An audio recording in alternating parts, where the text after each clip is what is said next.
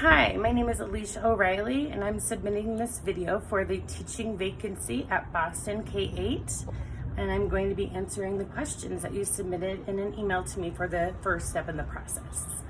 So again, my name is Alicia O'Reilly, and first of all, I wanted to say I'm grateful for the information that you shared in the email about Boston. Congratulations on being a performance school for 4 years. That's a huge accomplishment and really speaks to the dedication of all staff, students, families, and community members.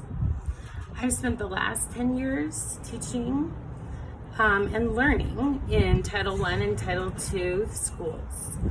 I believe that I'm familiar with the population of learners that you have at Boston and find working with diverse communities incredibly rewarding, and it's really my true passion.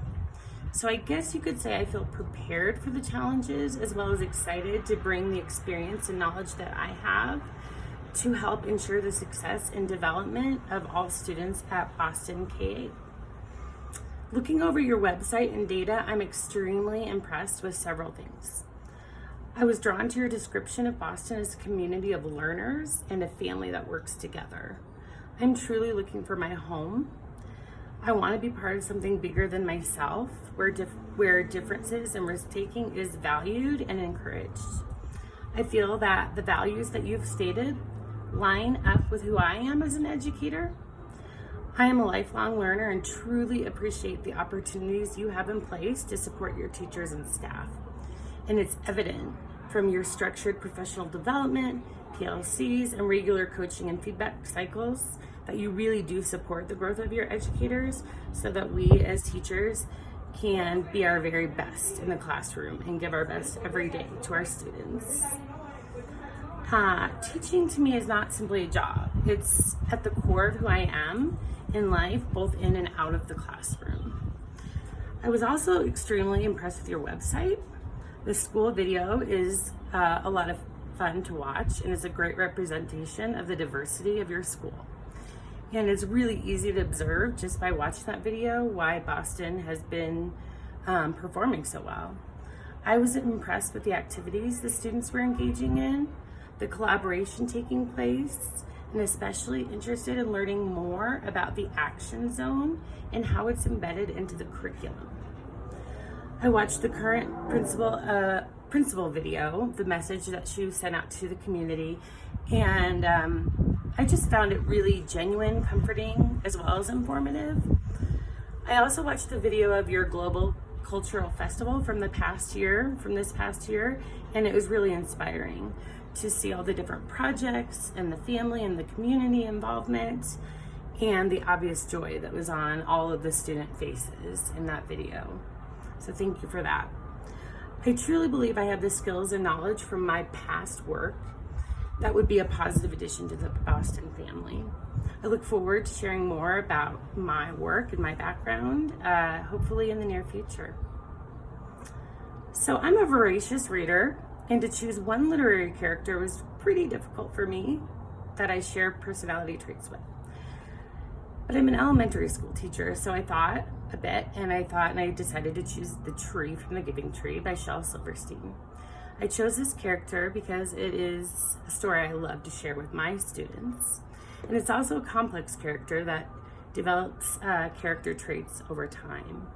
So the first trait I personally share with the tree is altruism. I find that focusing on others more than myself really does bring me joy and contentment in my life. I try to instill this in my students by creating a culture where fair is not necessarily the same thing as equal. I model and encourage positive behavior and selflessness in the classroom and in life. The next trait I share with the tree is kindness. I've always been supported all around me by a very kind family, kind peers, and a kind community, and love. And so I feel that it's my job to give that back, and I strive to pass that on to my own children and my students every year. The tree is also happy and unconditional, and I'm generally a very happy and joyful person.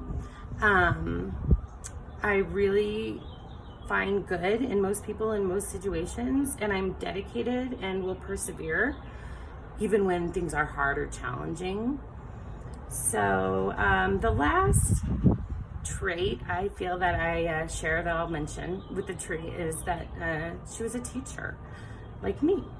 Throughout the story, she gives and gives, and it seems as though she's not thinking about herself at all.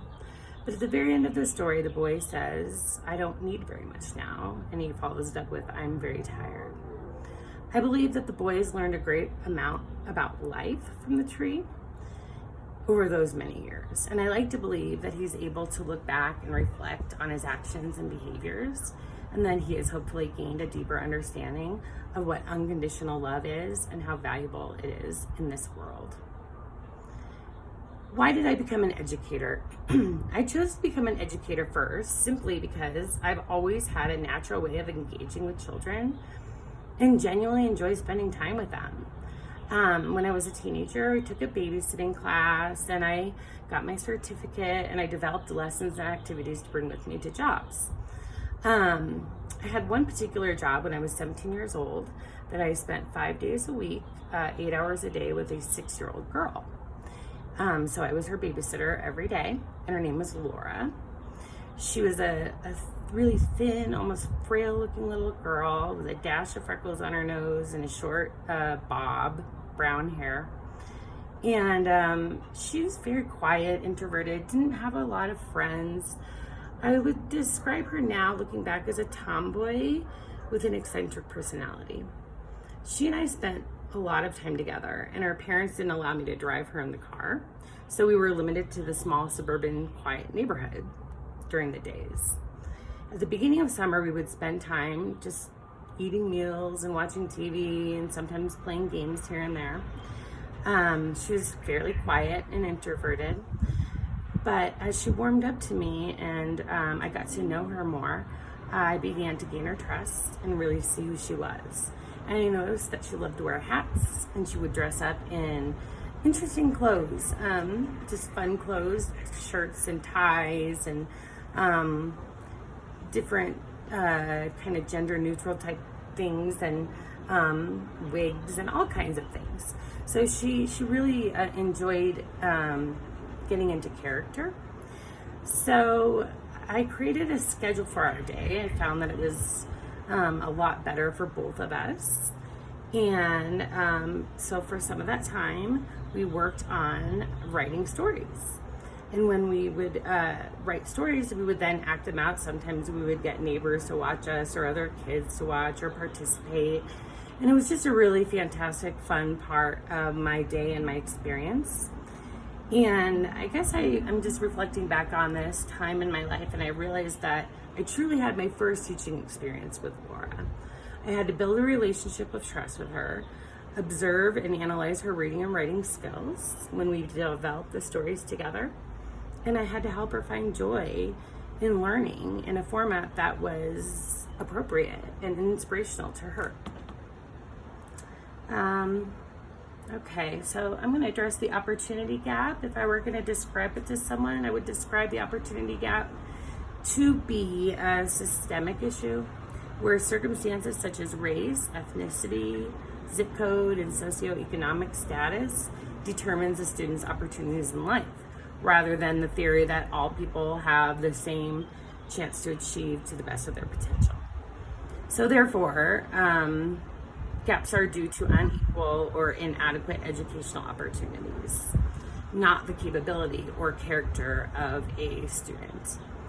Opportunity gaps, or the opportunity gap implies that when given the resources and opportunities they deserve, that all kids can achieve. And I truly, truly believe that.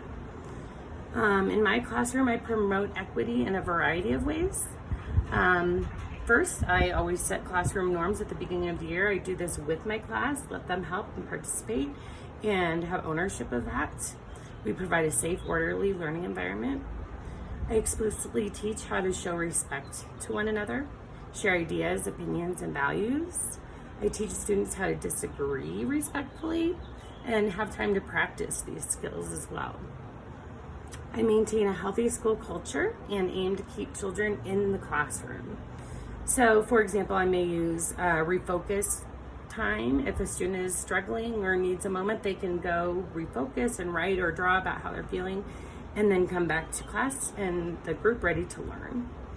I have something called a calming corner where I have multi-sensory activities that they can go to and set a timer, part of our classroom norms as well. And then lots of movement breaks, getting them crossing that main line of their body, getting their brain ready to learn. I utilize culturally relevant teaching by exposing students regularly to diverse cultures through meaningful lessons and high quality literature. I encourage creativity and innovation for all students through rigorous lessons, and I utilize technology as often as I can and when it makes sense in the classroom. Also, I think it's really important to make sure that parents have appropriate resources to utilize at home. So I make sure that I have good communication with families and supply at-home resources for parents and caretakers. Part of my job as well is to work on closing that opportunity gap or create equity, I guess, is setting high standards for all my students, and then also following that up by supporting them and meeting those standards. I encourage family and community involvement in the classroom highly. I aim to develop strong, clear communication at the beginning of the year, develop relationships with families through face-to-face meetings, through the phone, through Zoom meetings, newsletters, however I can communicate with those families. They are very, very important to their students' success. And I, of course, ensure that whatever language they need, the mode of communication to be in is in their language. So I really do love families to come and visit our classroom in our school. So I encourage that, to come in and share a story, create activities where families get to come in and talk about their backgrounds and cultures and the students. And then also highly encourage them to be part of our school community as well and come to as many school activities as they possibly can. I have so much more to share with you, and I hope that I will get to do that soon. I really do thank you for this opportunity and the time that you took to listen to my video today. Boston K-8 seems like a really special school, and I would feel honored to move forward in this process. Thanks again, and again, my name is Alicia O'Reilly.